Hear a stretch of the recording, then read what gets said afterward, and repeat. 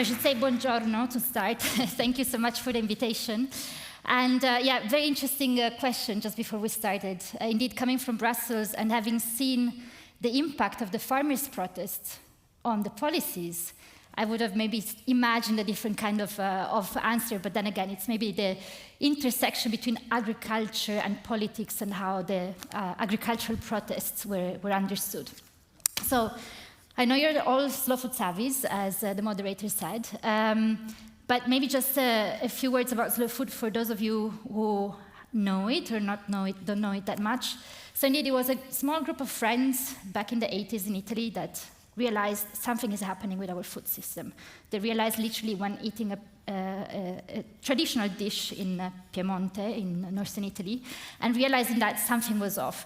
And that triggered initially this group of friends to do something about it, but they were so ingenious and brilliant in their idea that back in the 80s, not speaking English, they decided to create this movement called slow food, which, as you can imagine, is the opposite of fast food. So if you imagine fast food as the standardization of flavors, the same products everywhere, which then means monocultures, a certain type of agriculture, you flip that over and you get slow food, which is a global grassroots movement involving 2,000 local groups across the world. So I'm hoping also to bring a bit of an international perspective to the debate we've been hearing so far. And also, I hope to bring through the experience of slow food a different perspective of what innovation can mean and what is the dialogue between tradition and innovation. And as a global movement, indeed, we're working towards this vision of a world where every single person can enjoy food that is good for them, good for the planet, and good for the farmers. And so this goes back to a question that came earlier from the audience, like how do you combine, in a way, like the pleasure of food with the environmental responsibility? For us at Slow Food, there is no way around. There is no pleasure in food if you have the aftertaste, let me put it this way, of a product that has been demolishing ecosystems elsewhere. I'll add something else. There is no pleasure in food that is produced disrespecting human rights. And this is a problem that we have in Europe as well as elsewhere around the world. So there is no pleasure in food that disrespects animals. So in our understanding as a global slow food movement, pleasure comes with the responsibility. And so one doesn't go without the other, the two go hand in hand. And maybe just one more thing, as I was thinking about this presentation and being like, okay, this is about innovation, tradition, the cultural clash. I'm actually going to present something that maybe doesn't sound so innovative, and I'm so glad that the previous speakers already mentioned it, which is the coming together, the commensality, the conviviality of meeting together and enjoying a meal. But maybe after all, it is innovative, especially in this day and time where we're constantly plugged to a Wi-Fi connection or to our phones or to a screen, and we disconnected from one another. We have lost, in many cases, the connection to one another, the traditions as well of coming together. We have also often lost the connection to our environment and the global community to which we belong, especially then if we look at the political trends of the latest elections a bit around the world. So now, what are the pathways to change food systems to make them sustainable? I think the first thing to identify pathways is understanding where are we standing right now, because we need to orient ourselves. We have to understand what is our starting point. And in this sense, I want to mention a few factors. It's, of course, the list could be much more comprehensive, but just a few things that highlight where we're standing and that I think are essential. One of the factors where we're standing right now today is that we haven't solved food hunger, food security, not even here in Europe. Even here in Europe, and much more so probably in other places of the world, not everyone has access to food, let alone to food that is nutritious, enjoyable, and so on. At the same time, we're wasting 1/3 globally of the food produced for human consumption, meaning there is sufficient food to feed everyone, and yet we're failing. So the problem is not we need to produce more, the problem is how do we produce better, which begs the question, who has access to the primary resources, who has access to land, who has access to water, who has access to seeds, who has access to markets, which then boils down to very specific questions. Our network, for instance, in Africa, they've been grappling very seriously with the question of land grabbing. I don't know if you're familiar with this, but as the name says, land grab, it's big companies, often governments themselves, that come and take land away from local communities to grow export crops. And that means local communities that have been living for centuries on plots of land, providing for their own families and communities, lose that access and lose basically their local economies and their food security. The same goes with seeds, and this touches upon another critical factor we need to identify in the situation we're today, which is the market concentration of power. This is especially clear when you look at the seeds market, where there's a handful of big companies that control over 80% of the seed market. And seeds are actually the simplest thing, if you want, because in the history of humanity, farmers have been selecting seeds season after season, and I was just mentioning this yesterday to someone who's in the audience here today as well. Again, going back, for instance, to our network in Africa, it's traditionally the task of women to select the best seeds, preserve them, exchange them with other farmers, and use them again in the fields. But we're living in a situation where indeed there is this concentration of market power. And then, as I said, the list could go on. We already heard about climate change. We already heard about diabetes and non-communicable diseases connected to our diets. But in this understanding the different pathways, I also think it's important to highlight that there are different food systems. We often talk about the production of food is generating so much carbon footprint, but there are different kinds of food systems, and there are different kinds of agriculture, and we need to recognize that the impact of the industrial global food system is very different from the impact of local agroecological food systems that are focusing on nourishing communities as well as ecosystems and local economies first and foremost. Because this is basically our starting point as a global movement, and of course in collaboration with many others, to start the transition. So I was telling you, we envision a world in which everyone enjoys food that is good for them, good for the planet, good for the farmers, and there I should add also for the fishing communities and so on, because we have a very broad network. And for this to happen, essentially, we need to develop in our vision diversified local food systems that are based on people, that are based on the immense knowledge that farmers, food artisans, and cooks as well have. That is a knowledge that has developed over centuries of dialogue and adaptation too with the local economy, with the local ecosystems. And it's a knowledge that, in our understanding, we strongly believe should be on an equal level with the scientific knowledge. This knowledge of practitioners is super important, and I will give you just another example of why this is so important. Indigenous people, which are too often marginalized, and this is also clear in the news we receive, they preserve 80% of the world's biodiversity. It just does not make sense, it's irrational not to have them around the table devising strategies to maintain and promote and keep alive this biodiversity. And I was talking also about diversification because it came up before when we were talking about the omnivore, but that diversification in general, it's so crucial. It's insurance for our future. If you talk to somebody who's expert in financial markets, they will say, diversify risks.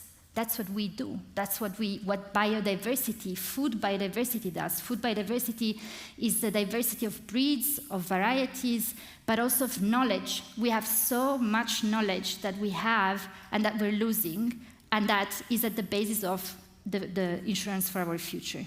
So I said where we're starting from, I said what is the vision, how do we get there, what are the ingredients?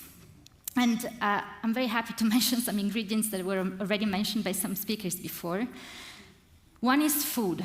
Food is extremely powerful.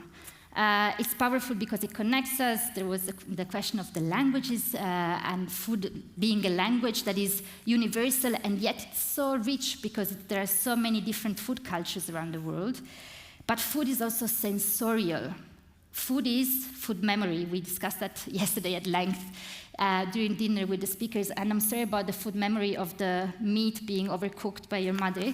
But all of us, I believe, have very strong food memories that connect us very strongly to our identity, to our previous generations, which is in a way a beautiful way of keeping alive basically those people and passing on this knowledge and connecting generations, even when people are no longer there. And it has this, because there's also the dimension of pleasure, it has the power of taking people along. We organize every 2 years this international event called Terra Madre. We're organizing it again at the end of September this year. It's in northern Italy, Turin, not too far from here. Please come.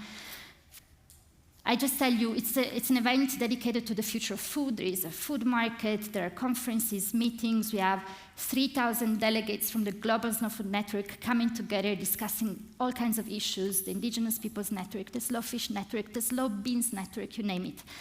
And it's an event that, because it's about food, it draws about 300,000 visitors. That is the power of food. It's an easy entry point to then gently pull people closer to the big issues that we need to tackle and to the solutions that we can enact. The second ingredient is community. It came up before as well, and we as a global movement are indeed talking about the communities we have across the world, because often it's individuals. I believe we've all experienced this. We feel overwhelmed, especially with all the news that we're reading about. It feels like it's a daunting task, and myself alone, I'm not going to make a difference. But when we come together as communities, besides all these amazing, like from the Blue Zones, the presentation was super interesting. Besides the fact that there's that moment of joy, of connection, of taking care of each other, of finding solutions together, we also exponentially grow the energy we have and the impact that we can have. The third ingredient is respect. So I already mentioned the respect of all kinds of knowledges and the fact that the traditional knowledge, the knowledge of practitioners who are every day in the field, day in, day out, working with the soil, with the land, with the animals. And I could open another chapter there about the relationships we've been witnessing of slow food farmers with their animals. They sing to them, they take care of them, like there's almost a sacred relationship to the animals. But respect is key, and I say this especially because when we talk about food and food cultures and traditions, of course some are like, yeah, but how do you deal like with the far right that is saying, basically saying the same things like our traditions?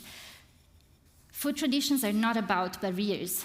It was very well explained earlier. Food cultures evolve over time. Food cultures actually grow out of the meetings of different cultures. So the example of the pasta-based, the typical traditional Swiss dish that was presented before. So it's not at all about creating barriers, but it's about having a dialogue among the different cultures.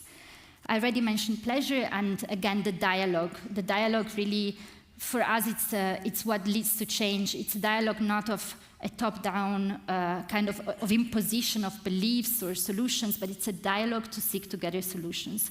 And we see in our work that it is effective. Of course, if we're still here, it's because there's still a lot of work to do. The food system is still not fixed. But also, going back to the question that was asked just before this presentation, who has the greatest possibility to change the food system? And from our perspective is we need to all do it. Because if we just change, let me put it this way, it's just farmers change, but consumers will keep seeking the lowest price or will not have an understanding of food and where it comes from. If we do not regain our cooking skills, we're lost, and so the connection to the raw products, then the farmers will struggle. If it's just consumers changing, the same story goes. If it's just policies changing, policies do not change attitudes. Policies do not change behavior. But, of course, they're super important in terms of changing frameworks and encouraging change. And so that is why, as Slow Food, we're really working across the sector. So we're working with farmers, food artisans, various networks, we are working, and this is all our work on biodiversity, we are doing awareness raising, inspiring educational activities, whether it is in schools or for adults or for food sector experts. And we do advocacy work, meaning we influence the policies of private and public institutions. So I am personally sitting in some of the working tables at the European Commission in Brussels, debating on what solutions can we find for the future of farming and for policies in Europe. And the same is doing our Slow Food Indigenous Peoples Network, for instance, at UN tables to find solutions. So what happens when we put together these ingredients in our experience as a global movement? What happens is that often we find solutions that are very much low-hanging fruits, if you want, that do not require millions of investments and years of waiting until these things work, but that are deeply transformational. And it starts from very small things. It starts from coming together again, cooking a dinner with friends, which is not an unsurmountable barrier to do. We have seen in our educational projects how kids, they're like sponges that we know, but kids change their parents. So this one time, this Italian teacher told us about the school garden they developed with slow food in their school, and how they then invited the grandparents and the uncles and whatnot to the school garden to explain to the kids, you know, this is how we do it, and then they cook with the kids and they cook with the parents. And by the end of the school year, the kids were going to their parents and be like, why are you giving me a snack wrapped in plastic? Can I just have basically a piece of bread and jam? Like, that will do. So there is this transformational power. We see that putting together the ingredients of knowledge and respect and so on, there is a huge tradition of plant-rich diets. So it was mentioned again before in the Blue Zone presentation. We have immense traditions and many recipes connected to plant-rich diets. This is not to say that we're going vegan. This is about less meat, higher animal welfare, and much more plant-rich, diverse, culturally appropriate diets. We don't have too much to reinvent. We have to reappropriate ourselves of what we had. But it's also, we've seen that there is a transformation that happens when indeed people come together. And I mentioned Terra Madre, where we indeed invite delegates from all around the world. And many of these delegates, I'll give you 2 examples, but many of these delegates, at times come and they have really been struggling on their own back home, like doing something when everybody else is going in the opposite direction, maybe rearing a traditional breed when everybody else is moving to another breed and doing other things. And they come and they have this weight and this struggle, but then they come to Terra Madre, which is, again, a celebration.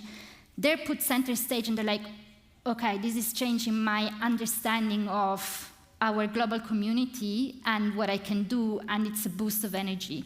And to give a very simple example, and I'm almost over time, but in Africa, for instance, being a farmer is considered the last resort. If you fail at everything else, you go and farm on a plot of land. What we're doing with Terra Madre is that we're saying, you are center stage, especially in a continent that so much relies on food production. You have knowledge. You have it. We just need to bring it back and give value to that. And that change of perspective is transformational in the way that then these farmers empower themselves to be change makers in their systems. So, and then just the last thing, like also this coming together as a community, this is also where if you want, the innovation of doing things in a different way comes. And so one example is our Slow Food Youth Network that came up with the idea of the Schnippel disco, or disco soup, which is basically the idea of finding vegetables, recovering vegetables that would have been thrown away, organizing a party with tables and chopping boards and knives, blasting music with a DJ, and as you dance, you chop vegetables that then are cooked in a soup that you enjoy together, and you're talking about food waste, which is a depressing topic, but in a positive way, finding solutions together. And this is a format that has been replicated around the world. So just to close on pathways to change and the whole topic of this conference, like innovation and tradition, culture clash, I think innovation and tradition can have synergy when it's about finding new ways of doing things, when it's about putting people together, when it's about valorizing the different knowledges that there are and in building bridges. It is a clash. It is definitely a clash. If innovation breaks the connections that we have with one another, if it breaks the connection we have to our knowledge, to our cultures, to our ecosystems, it is a clash if it doesn't respect the three dimensions of sustainability: environmental, economic, social, and we would say social and cultural. And I would say it's also a clash if it fails to keep the richness, diversity of flavors and tastes that we have. That is, we can look at that in so many ways. We can look at it as a cultural heritage, as a unique cultural heritage. Look at what the UNESCO is trying to safeguard. We can look at it as a unique economic asset. I have a product here that exists nowhere else in the world, and it's a niche, it's a quality, and it's not niche in the sense that it's not relevant, but it's about pitching quality against quality and not quantity versus quantity with a race to the bottom in terms of quality and the price. So yes, I hope to have provided some insights that can be useful for the further discussions, and I thank you again for this opportunity.